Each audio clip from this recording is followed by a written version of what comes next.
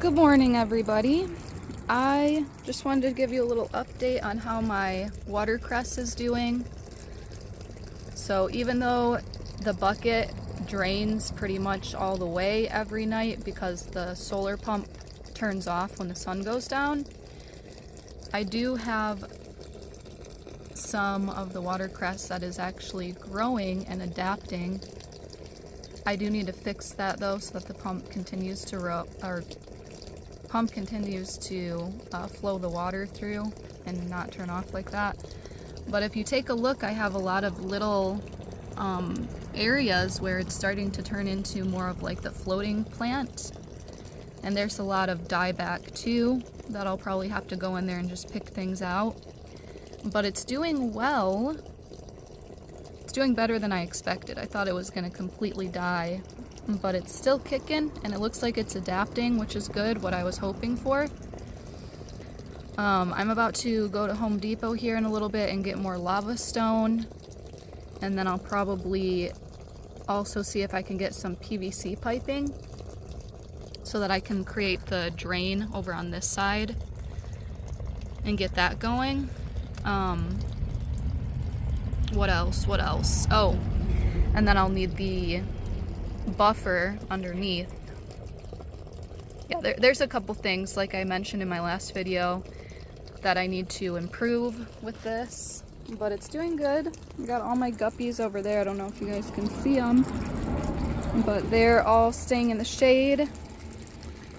The water is not that bad. I dipped my finger in, but it's all fully in the sunlight, so that's something that I need to work on too, getting more shade for those guys. The plant over there provides a tiny bit of shade, but I found a lady on Facebook Marketplace who has a good variety of pond plants, and they're the kinds that I wanted. So I messaged her and she is available today, so I'm going to pick up some plants from her and add a lot more plants in here. So I have a couple things that I'm going to do, and I'll show you guys once I get the stuff. Also going to get a couple more bags of soil to keep expanding this out. I took some of the basil that I was propagating inside and it started taking root, so I went ahead and popped that over here too. So I have my wheatgrass, and then I have the basil, and I'm just gonna keep planting. I'm gonna try and plant what I have now instead of buying plants, because I do have quite a bit of different seeds that I could use. I have like poppies, and I have sunflowers. I don't know if I want sunflowers this close to the pond, but poppies, yes, and marigolds too. So I'll probably plant those along the pond when I get more soil today, because I think that'll look really pretty. And then I'm planning to put the plants that I get from the lady today just kind of along the edges, and then I'm gonna use this other basket for some of them too, so that will be good. It looks like I have already like a little pup or something starting over here. I don't know if that just fell in the water. Oh, it's a flower bulb, so I don't know. I'll just put that there for now. I'm not exactly sure how this plant branches out or propagates. It looks like it has maybe bulbs, but I'm not exactly sure about that, so it'll be fun to kind of see. But like I said, I don't know if I'm going to keep this canna lily in here, because it's not the best for turtles and I don't want her eating it. But then again, she might have enough going on in the pond where she's not interested in the plants or that plant. But to be on the safe side, I might just move that out. But I'm not putting her in here until everything is how I want it for her either, so we have some time to figure that out. And right now it's good for soaking up some of the nitrates and adding to the water quality, the overall water quality. It hasn't cleared up yet. That's gonna probably take some time before we see clear water in here. But, oh, another thing, I'm probably gonna get a net today so that I can just skim. Like, it's not a big deal if you do have some leaves that go in your pond, because what happens with that is it breaks down and it just adds to the nutrients in your water. But I know that some people are concerned about like the levels, the pH levels and everything. I think over time it'll become more stable. But right now, with all everything being pretty new in here, it might influence the pH in a way that I don't really want it to. Or, you know, since I don't have the full buildup of beneficial bacteria, might not want all of that debris in there because it can't handle that, as it's called the bioload. You know, I don't have enough beneficial bacteria to combat the bioload because that's part of the nitrogen cycle. And although like the levels seem pretty good, it is higher in nitrate right now because all of the water that I have is higher in nitrate, and you know, with the leaves and everything and not having the filter mature. Oh, that's another thing I haven't thought about, but maybe I should add some media that I have from my other tanks that is cycled into that filter, because people usually will keep some like what they call seeded filter media. So they'll take from their tanks that are fully cycled and have like a filter that has beneficial bacteria. They'll save those for when they want to add a new tank and have it filter or cycle quickly. So I do have some seeded media that I could use in there, and it might help clear things up a little bit quicker too. Another thing is, just because a pond does have murky water doesn't necessarily mean that it's dirty or that the water is not good. Like, if you look at ponds in the wild, a lot of the time you won't even be able to see through the water at all. It'll be so murky because there's just so many organisms, microorganisms, and debris, and like that's, you know, how it works. And a lot of the mud and muck and slime and everything is very high in nutrients, and it's really like you'll see so much stuff growing in there because all the plants are just eating that up. And that's, you know, how little ecosystems work. So I'm not looking completely green, but it is starting to look a little bit on the green side, because that's what happens when you have a pond that gets so much sunlight. The algae growth will start to bloom. You'll have all these algae blooms. That can be combated by having the bog filter. When it starts working, it's going to help filter some of that phytoplankton or whatever it is that's causing the water to turn green and algae buildup. It's going to start filtering that out of the water column, and that's where you can get that clear water. That's so nice to look at. But yeah, just because it looks like this right now doesn't mean that it's not like healthy. It's not where I want it to be looks wise, but I mean, all my fish are doing well. The plant roots over there seem to be doing well. My bog filter's doing its thing, so I'm not concerned about it. It would be one thing if I had like my fish were dying, my plants were dying. That would be a bad sign. But right now my fish are just saying, I want shade, there's too much sunlight, so that's why they're all over on that side. So that's something that the plants that I get today will help with too. It'll provide more shade areas for them in the water. But yeah, I do see them kind of swimming all around here too. There's some over by the plant.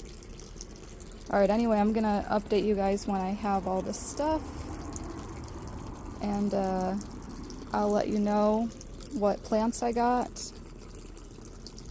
And I'm gonna cut it off here for now.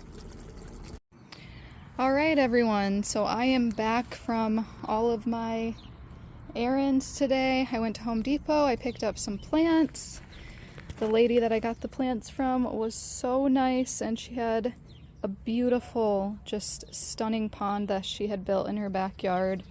She has so many different pond plants, and she was nice enough to even give me some of the some bonus water lettuce there.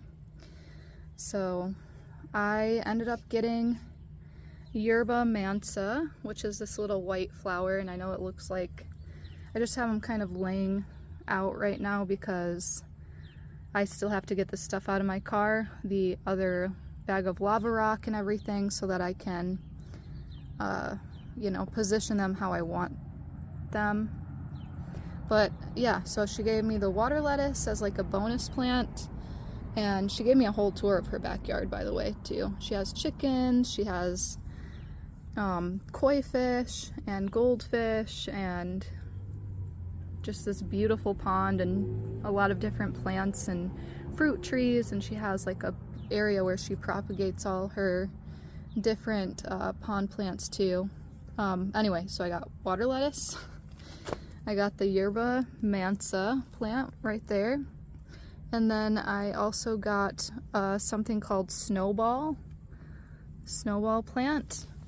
That's what this one is right here. It's this long plant in the pot. She gave me 2 of those. And then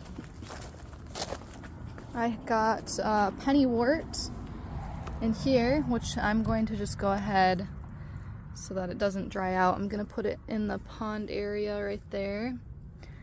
Do I have any more pennywort in here, or is that all part of the, I think the rest of that is just watercress? But yeah, she gave me all of those plants, and she said the pennywort likes to kind of hang out on the sides of the pond. She showed me a picture of the or she didn't show me a picture.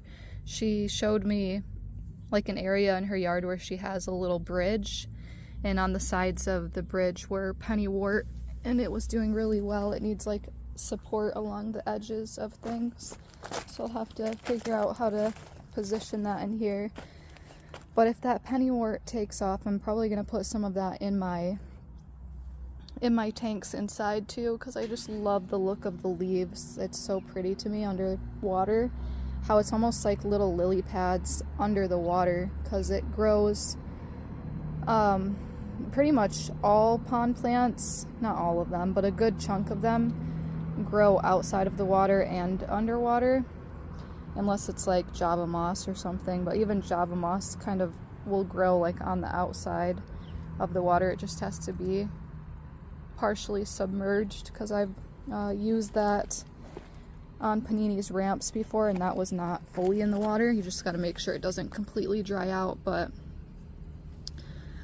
yeah, so I'm really excited about these plants that I got, and I will show you, it's just getting so late now, but I'll show you how everything looks once I get the other plant basket in here and kind of position the plants how I want them.